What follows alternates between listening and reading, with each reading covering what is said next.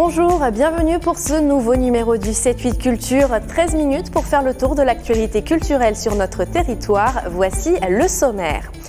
Des portraits qui révèlent le temps passé ou encore l'empathie bienveillante. L'artiste associé à la commanderie d'Anne Ramen expose hors les murs au Prisma Elancourt, une exposition intitulée Meyamo. Présentation du nouvel orchestre symphonique de Paris et Saint-Germain-en-Laye. Les musiciens donneront bientôt une série de concerts pour faire découvrir au public le grand répertoire classique. Kerry James, Rose ou encore Zazie, leur point commun, ils seront tous en concert à Saint-Quentin-en-Yvelines. Plus de détails à la fin de ce numéro dans votre rendez-vous. Ce soir, on sort à Sky. La nouvelle exposition de l'artiste d'Anne Ramen est à découvrir en ce moment au Prisma Elancourt. Meyamo, je m'appelle en espagnol, est une galerie de portraits saisie lors de son dernier voyage à Querétaro au Mexique.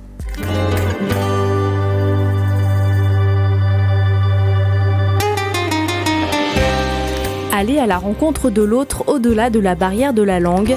Dan Ramen, photographe spécialisé dans les portraits et le corps humain, a exploré la ville de Querétaro au Mexique pendant un mois. Un voyage qui a donné lieu à Meyamo, une exposition visible au Prisma Elancourt. On est invité, oui, avec Dan à non pas forcément découvrir la ville de Querétaro, parce que c'est pas forcément l'objet de l'exposition, mais plutôt à rentrer en contact, à être avec l'autre, à découvrir toutes ces personnes. En résidence depuis 2 ans sur le territoire de Saint-Quentin-en-Yvelines, Dan Ramen a choisi de mettre en avant 27 photographies en noir et blanc, des personnes présentées dans leur contexte de vie ou dans leur contexte de travail. Ce n'est pas une photographie instantanée, lui il parle de momentané dans la mesure où il a passé pas mal de temps à discuter avec les gens. Alors il parle très peu espagnol, donc il avait un petit panneau pour indiquer sa démarche artistique, et puis avec des petits bouts d'anglais, des petits gestes, etc. L'exposition est complétée par 2 diaporamas en noir et blanc et en couleur, une sorte de off à cette session d'exploration. Un projet à présent, celui de la compagnie de théâtre 7 septembre. Elle recherche des habitants des communes de Saint-Quentin-en-Yvelines pour dire, écrire et raconter leur ville. 2 représentations auront lieu les 8 et 9 janvier 2021. Une réunion aura lieu mercredi 25 mars à 19h au musée de la ville à Montigny-le-Bretonneux. J'habite, c'est un projet que je mène sur plusieurs villes et plus spécifiquement sur les villes de Saint-Quentin-en-Yvelines. J'habite à Vélizy, j'habite à Trappes, j'habite à Manille-les-Hameaux. Et donc là, j'ai un gros projet. Je suis en train d'écrire le spectacle qui va s'appeler J'habite Saint-Quentin-en-Yvelines. J'habite #Saint-Quentin-en-Yvelines. Ce spectacle donc va parler des 12 communes de Saint-Quentin-en-Yvelines. Et l'idée, c'est de faire témoigner les habitants sur leur ressenti par rapport à leur ville. Je collecte tous ces écrits, donc là je suis en phase d'écriture, ces écrits, ces interviews, alors filmés ou audio, et je les réunis et j'en fais un spectacle qui va mêler habitants et comédiens professionnels. Et notez qu'il est tout à fait possible de témoigner anonymement, et si vous ne pouvez pas vous déplacer le 25 mars, il est possible également d'envoyer votre témoignage par mail. On reste au théâtre de Saint-Quentin-en-Yvelines qui accueillera du 14 au 21 mars prochain la 4e édition des rencontres In-Cité. Le thème cette année, la ville de demain et ses défis. Lionel Massétal, le directeur de l'établissement, nous en dit plus. Les années précédentes, on a travaillé sur la question du temps, on a travaillé sur la question de l'humain demain. L'année dernière, on avait travaillé sur la question de l'alimentation, la production, la distribution, la consommation. Et là, on va travailler sur on va se pencher sur la question de la ville. La ville de demain. La ville et ses défis, la ville d'aujourd'hui, la ville de demain. Donc une dizaine de tables rondes, une douzaine ou une quinzaine de représentations avec 3 spectacles et puis une dizaine de films à l'UGC. 4e édition aussi pour le festival Electrochic à Versailles Grand Parc. Ce sera du 12 au 14 mars. Au programme, des concerts dans plusieurs villes, Versailles, Vélizy ou encore Fontenay-le-Fleury. Des têtes d'affiche, mais aussi des jeunes pousses de l'électro qui participeront à un tremplin le 14 mars.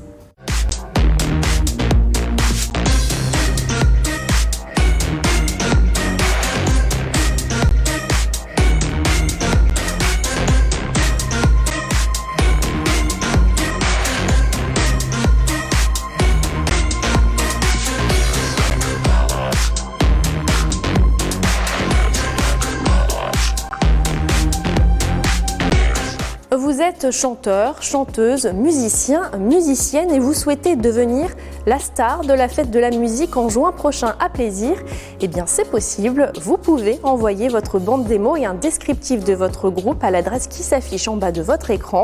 Vous avez jusqu'au 15 mai. Notez que la fête de la musique se déroulera dans la caserne des pompiers. Découverte à présent d'un orchestre, l'Orchestre Symphonique de Paris et Saint-Germain-en-Laye. Il vient de se créer et donnera une dizaine de concerts en 2020 dans les Yvelines et dans la capitale. Reportage.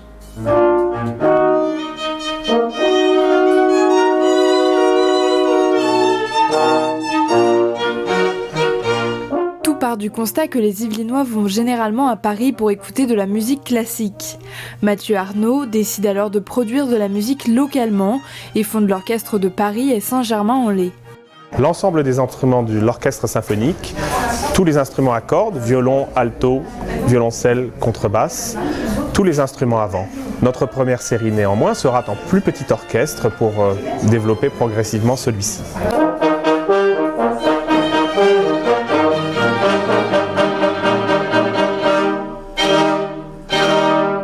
Mathilde Blondel vit depuis ses 4 ans une histoire d'amour avec son violoncelle. En décembre, elle décide de rejoindre l'orchestre symphonique. C'est très agréable de pouvoir se projeter aussi un peu plus sur la longueur, sur ce genre de choses. Quand on vous appelle juste pour une série, c'est vrai qu'il y a une date et après on passe à autre chose. Là, c'est aussi créer d'autres relations avec les musiciens, avec l'ensemble, avec la musique aussi. Et c'est vrai que ce qui est très agréable dans cet ensemble, c'est qu'il y a vraiment une dimension sociale. Emballé par le projet, le chef d'orchestre Félix Mathus-Séchez a de suite accepté de rejoindre le groupe. Les thèmes de la joie et de l'humour seront principalement abordés. Au programme est prévue la plaisanterie musicale de Mozart, la symphonie numéro 45 de Haydn ou encore le célèbre Beethoven. Il doit tout acter. Il n'y a pas des traditions, il n'y a pas d'habitude. Donc, ce qui m'intéressait surtout, c'est ça. Et les sérieux du projet. Un projet bien bâti, c'est très important et je le constate chaque fois que tout correspond à un grand sérieux, à une grande solidité, à une belle vision d'avenir. Au total, une dizaine de représentations sont prévues en 2020. Le 29 mars prochain, l'orchestre yvelinois se produira dans l'église de Saint-Germain-en-Laye à 15h. Je vous emmène à présent au théâtre de la Barbacane à Beynes. Il a récemment reçu la visite de la députée yvelinoise Aurore Berger dans le cadre de son rapport sur la culture pour tous. L'établissement mène plusieurs actions culturelles tout au long de l'année, notamment des représentations théâtrales ouvertes aux scolaires. Reportage. La troupe de la pièce Intramuros saluée par les scolaires après une représentation uniquement dédiée à ce public venu du centre Yvelines. À Beynes, le théâtre La Barbacane est géré par un syndicat intercommunal.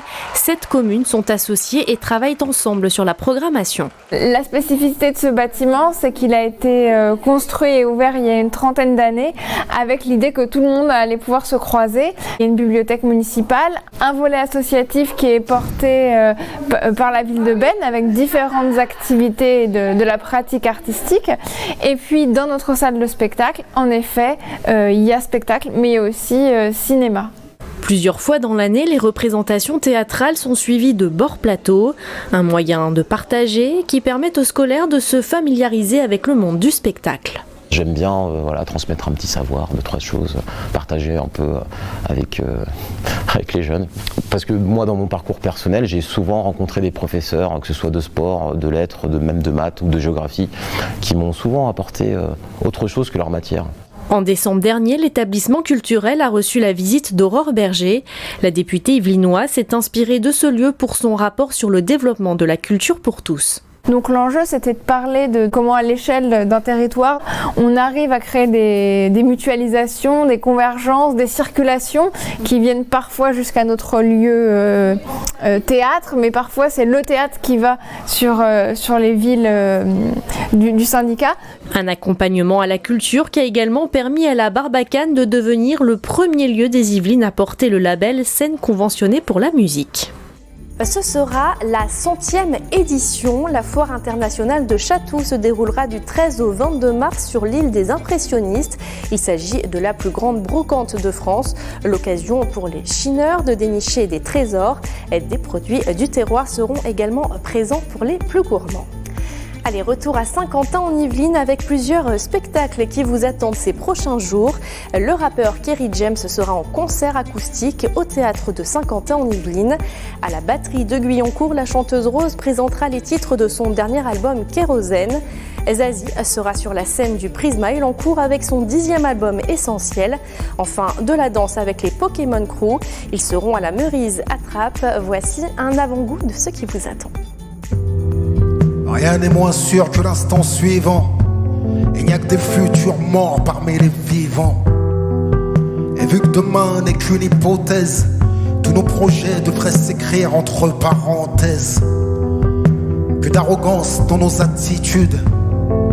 Pourtant nous n'avons qu'une certitude. Ce qui doit arriver n'est jamais lointain. La mort est notre destin le plus certain. Le cœur qui fout le camp quand s'égare le diamant, quand ça change de chanson. J'ai le cœur qui prend froid comme pour la première fois sur un slow de Abba. J'ai le cœur Vini qui part au quart de tour.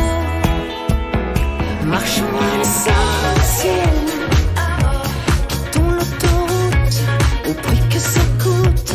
Sautons dans les ailes.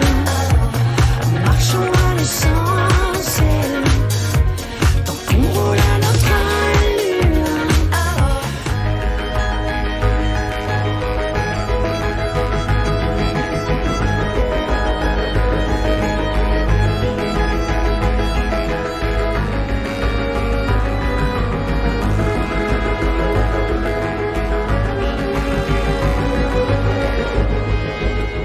C'est la fin de ce 7-8 Culture. Merci à tous de l'avoir suivi.